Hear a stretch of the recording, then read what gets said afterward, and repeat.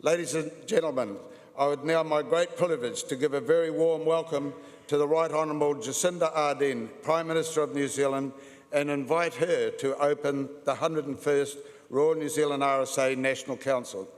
Ladies and gentlemen, I give you the Prime Minister.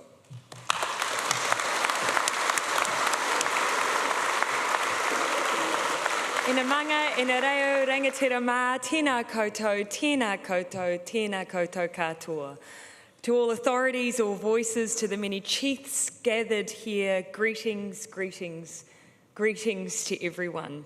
It is indeed an honour to be here at this meeting alongside veterans, those who support the veteran community, representatives of the New Zealand Defence Force, and my esteemed colleague, the Minister for Veterans, the Honourable Ron Mark.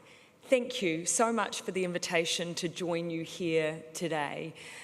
I am aware acutely of the work that the National Council does because I have seen it firsthand. First, as I was growing up in Morrinsville, but more recently via my local RSA, the thriving Point Chevalier RSA, which is my warm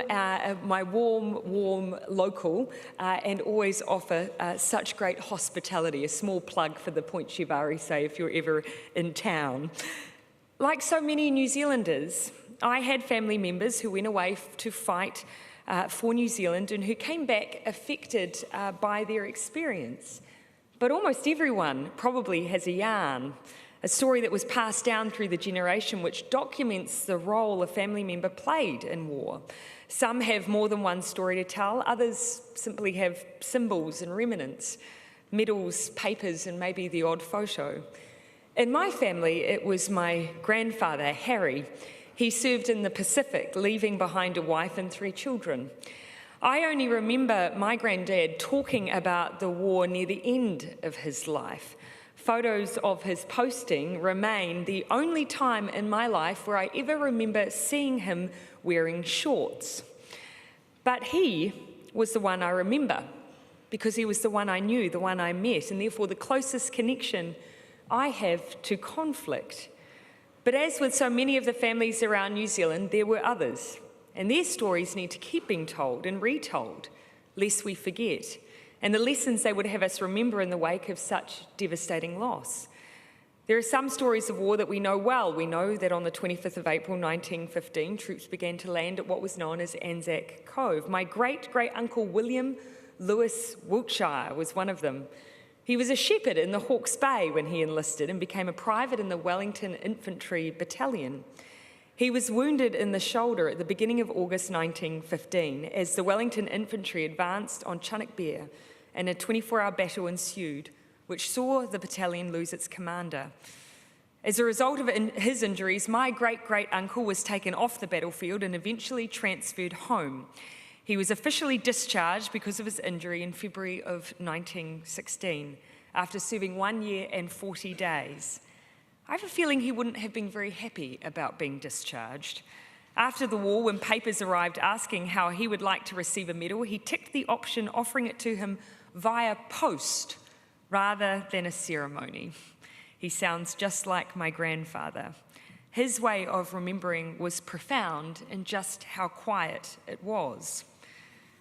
It was to help people like my great-great-uncle and like my grandfather that the RSA came into being. It's sobering to realise that it's been more than a century since your organisation was founded. For 101 years, you've been providing support to those who returned home from service, whether they chose to be quiet about it or not. I don't underestimate the challenges that this has meant and that it still means for you today. I also don't underestimate the continuing need for the sorts of support that you provide, and I commend you for the selfless way that you do this. I have seen it firsthand. The big world wars might hopefully be a thing of the past, but the men and women of the New Zealand Defence Force are still actively engaged across the globe, promoting and defending our national values. They face the sorts of experiences which those of us living in peacetime New Zealand often find it hard to comprehend, let alone understand. And when they come home, they still need and appreciate the sort of support out in their community amongst their peers that the RSA is so well placed to give. Our service people today are facing vastly different challenges, and the way they operate is vastly different too, compared to what happened in my grandfather and my great-great-uncle's day. But what hasn't changed is the spirit in which they approach what needs to be done. It is a spirit which values courage, comradeship, commitment, and integrity in the face of adversity. These are the values which the RSA encourages and promotes, and you help to keep them relevant despite all the changes in the world over the past 101 years. And if I may be slightly indulgent, I want to commend in particular the role that women play in our RSA movement. And it was my absolute privilege and honour to join the women as they marked their anniversary in West Auckland not too long ago. I thank you for the role you've played. Now you need to go on and get on with your meetings, so I'll simply close by thanking you for all of the service you have given to our country and for your continued support of others who have given that service. And I thank you also for inviting me to speak with you all today.